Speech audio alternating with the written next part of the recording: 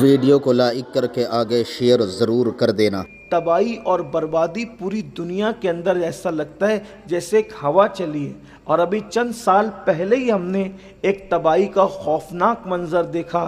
میں سمجھتا ہوں کہ شاید اس زمانے کے لوگ مرے دم تک اس تباہی اور بربادی کی داستان کو کبھی اپنے دل و دماغ سے بھول نہیں سکیں گے، جسے کووڈ کہتے ہیں۔ کیا وہ تباہی کے دن تھے، کیا وہ بربادی کے دن تھے؟ لاشیں ہی لاشیں تھی، اللہ اکبر۔ مسلمانوں کے قبرستانوں میں لوگوں کو دفنانے کے لیے جگہ نہیں، عیسائیوں کے قبرستانوں میں لوگوں کو دفنانے کے لیے جگہ نہیں، اسی طریقے سے برادران وطن کے جلانے کی جگہ پر جو ہے وہ ان کو جلانے کے لیے جو وہ لوگوں کو تنگی۔ غرض کے یہ حالات لوگوں نے دیکھے، کیا مسلم، کیا غیر مسلم، کیا سکھ، کیا عیسائی، سب پر ایک ایسی بڑی آفت تھی، ایک مصیبت تھی۔ تو بستیاں تباہ کیوں ہوتی ہے؟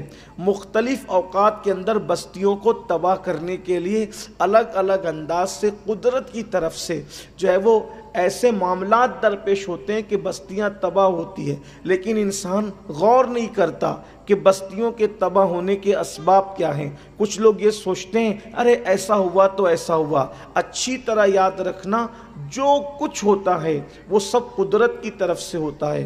دنیا کے اندر اگر ایک پتا بھی ہلے تو وہ قدرت کی مرضی کے بغیر نہیں ہل سکتا۔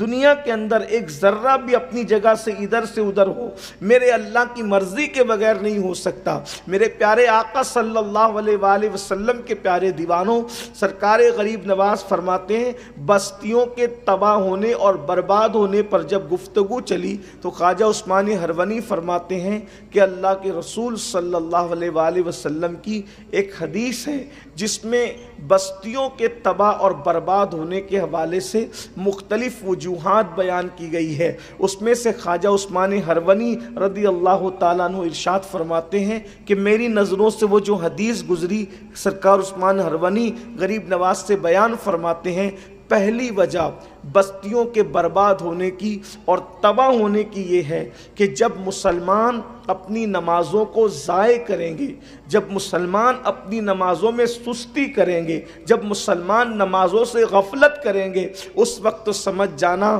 کہ زمین پر جو بستی بسی ہوئی ہے اس کی بربادی کا وقت قریب آ گیا ہے۔ اب ان قریب یہ زمین کی بستی بربادی کے اندر تبدیل ہوگی۔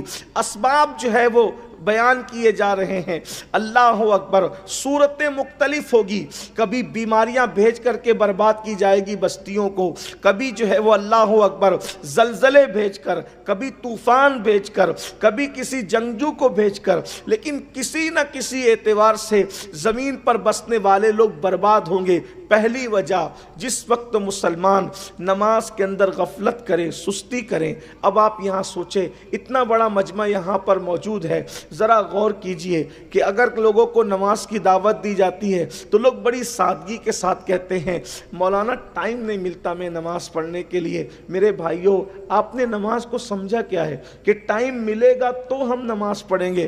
کیا ہم کھانے کے لیے ٹائم نہیں نکالتے؟ کیا ہم سونے کے لیے ٹائم نہیں نکالتے؟ کیا ہم جو ہے وہ اپنے پیٹ کی گندگی اور غلاظت کو دور کرنے کے لیے ٹائم نہیں نکالتے؟ کیا ہم اپنے بیوی بچوں کے لیے ٹائم نہیں نکالتے؟ کیا ہم اپنے احباب کے لیے ٹائم نہیں نکالتے؟ سب کے لیے ٹائم نکالتے ہو، رب کے لیے ٹائم نہیں نکالتے ہو، اور پھر کہتے ہو کہ ٹائم نہیں ملتا۔ اچھی طرح یاد رکھنا، تو احادیث سن لے تاپ کہ آپ کو پتا چلے، اللہ اکبر، بے نمازی کو نہ زمین کے اوپر سکون ہے نہ زمین کے اندر سکون ہے۔ یہاں تو وہ زمین پر رہے گا تو اس کی وجہ سے بستی تباہ ہوگی، اور وہ جب زمین کے اندر جائے گا تو اللہ اکبر وہ دردناک عذاب ہے۔ اللہ کے رسول صلی اللہ علیہ وآلہ وسلم نے اتنا دردناک عذاب بیان فرمایا ہے کہ کلیجہ منہ کو آتا ہے۔ اللہ اکبر، میرے آقا صلی اللہ علیہ وآلہ وسلم کے غلاموں، اللہ کے سچے رسول صادق و مصدوق صلی اللہ علیہ وآلہ وسلم ارشاد فرماتے ہیں سیدنا ابو ہریرہ سے، ابو ہریرہ بے نمازی کے قریب بیٹھا بھی نہ کرو۔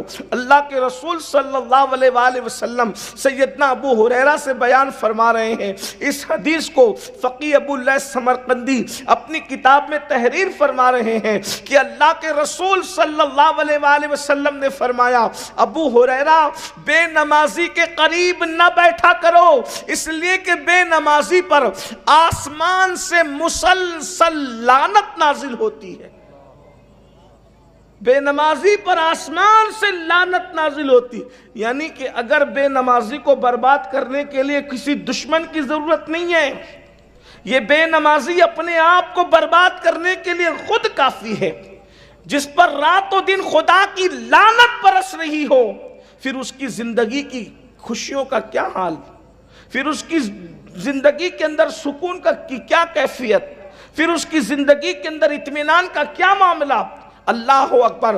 हर इंसान अपने बच्चों के मुस्तकबिल को बेहतर बनाना चाहता है, लेकिन कितने लोग हैं जो अपने बच्चों को नमाजी बनाना चाहते हैं। याद रखना, डॉक्टर बना दिया, इंजीनियर बना दिया, टीचर बना दिया, मालदार बना दिया, ताजिर बना दिया, सब कुछ बना दिया, अगर नमाजी नहीं बनाया तो तुमने अपने बच्चों के मुस्तकबिल के साथ खिलवाड़ किया, और खुद भी नमाजी न बने तो भी अपने मुस्तकबिल के साथ तुमने खिलवाड़ किया। माएँ और बहनें भी यहाँ पर मौजूद है। जाहिर सी बात है, न ये मेरी बात है न किसी और की बात है, अल्लाह के सच्चे रसूल सल्लल्लाहु अलैहि वसल्लम का फरमान है। अल्लाह अकबर। हजरत ख्वाजा उस्मान हरवनी बस्तियों की बर्बादी के लिए सबसे पहली वजह नमाज का तर्क बयान फरमा रहे हैं, और फ़क़ी अबूल समरकंदी हदीस हजरत अबू हुरैरा से नकल फरमा रहे हैं कि अल्लाह के रसूल अलैहिस्सलाम ने फरमाया, बेनमाजी के साथ न बैठा करो, बेनमाजी के बाजू में न बैठा करो, बल्कि अल्लाह के रसूल अलैहिस्सलातु व तस्लीम ने तो एक मकाम पर यह भी इरशाद फरमाया कि जो लोग नमाज नहीं पढ़ते उनको अपनी ज़कात भी न दिया करो, अपनी खैरात से उनको हिस्सा भी न दिया करो। आप गौर फरमाएं, कितनी बेजारी का इजहार फरमा रहे हैं अल्लाह के रसूल सल्लल्लाहु तआला अलैहि वसल्लम। अल्लाह अकबर। आज मुसलमानों को क्या हो गया, मस्जिदों से ताल्लुक ही न रहा, मस्जिदों से दूरियां बढ़ती जा रही है। मेरे आका सल्लल्लाहु अलैहि वसल्लम के प्यारे दीवानों, एक मकाम पर अल्लाह के हबीब अलैहिस्सलाम अपने सहाबा से कहते हैं, ऐ मेरे सहाबा तुम यूं दुआ किया करो, अल्लाह हमें बदबख्त मत बनाना, हमें महरूम न करना, ना बदबख्त बना ना महरूम कर। सहाबे किराम को मेरे आका दुआ सिखा रहे हैं, फिर खुद ही फरमाते हैं, ऐ मेरे सहाबा क्या तुम मुझसे ये नहीं पूछोगे कि बदबख्त कौन होता है और महरूम कौन होता है। अब आप बताइए, बदबख्त वही तो होगा। अल्लाह अकबर। बदबख्ती कौन चाहता है? बदबख्त वो होगा जिससे कुछ न मिले, महरूम वो होगा जिससे कुछ न मिले। इसलिए कि जब वक्त बेदार होता है तो इंसान को कुछ मिलता है। नेमतें कब मिलती है? जब वक्त बेदार होता है। आदमी बदबख्त होने की बजाय जब खुश बख्त हो, नेक बख्त हो, तब उसको नेमतें मिलती है। जो महरूम नहीं होता तो उसको नेमतें मिलती है। आका इरशाद फरमाते हैं सहाबे किराम से कि दुआ किया करो, ना खुदा तुम्हें बदबख्त करे ना तुम्हें महरूम करे। और उसके बाद फिर खुद ही फरमाते हैं, मुझसे सवाल क्यों नहीं करते, मुझसे पूछते क्यों नहीं कि बदबख्त कौन होता है, महरूम कौन होता है। तो सहाबे किराम ने अर्ज किया, या रसूल अल्लाह सल्लल्लाहु अलैहि वसल्लम, ये बदबख्त और महरूम कौन होता है? तो अल्लाह के रसूल इरशाद फरमाते हैं, जो जानबूझकर नमाज को तर्क कर देता है वो बदबख्त भी होता है, वो महरूम भी होता है। वीडियो अगर अच्छा लगा हो तो लाइक करके सवाब की नीयत से अपने दोस्तों के साथ ज़रूर शेयर कर देना, ताकि वो भी इस वीडियो को सुन कर के जो है अपनी ज़िंदगी में कुछ सीख सकें और दूसरों को सिखा सकें और गुनाहों से बच सकें और अल्लाह रब्बुल इज़्ज़त की इबादत कर सकें। क्योंकि अल्हम्दुलिल्लाह सैयद अमीनुल क़ादरी साहब अपनी वीडियो के अंदर बहुत कुछ अच्छा अल्लाह के फ़ज़ल से सिखाते हैं और लोग अल्हम्दुलिल्लाह सीखते हैं। बड़े बड़े गुनहगारों ने सीख करके जो है अपने गुनाहों से तौबा कर ली है और नमाजी बन गए हैं, गुनाह छोड़ दिए हैं। ये वीडियो अल्हम्दुलिल्लाह सवाब की नीयत से अपने दोस्तों के साथ ज़रूर शेयर कर दें। अल्लाह हाफ़िज़। अस्सलामु अलैकुम व रहमतुल्लाहि तआला व बरकातुहू।